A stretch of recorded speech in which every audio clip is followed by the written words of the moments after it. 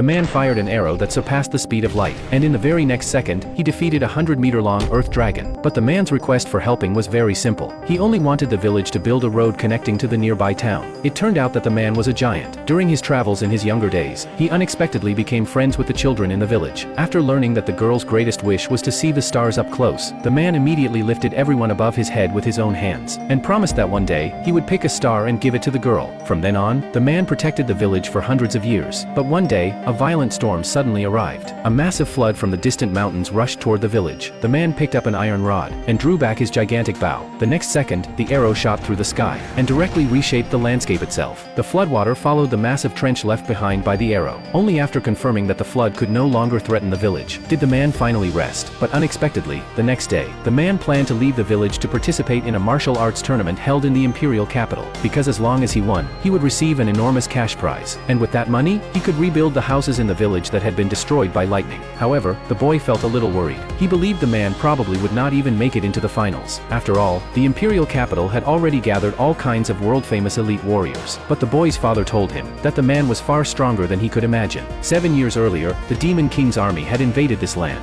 The nearby villages had all suffered devastating destruction. Only their village remained completely unharmed, because every single day, the man aimed his bow at the Demon King's army. Even though he never fired a single arrow, the Demon King's army was so terrified that they never dared approach the village. Then, the father opened the window, and countless shooting stars streaked across the night sky. But those shooting stars were actually arrows fired by the man. Their speed was so fast that the arrows burst into flames in midair.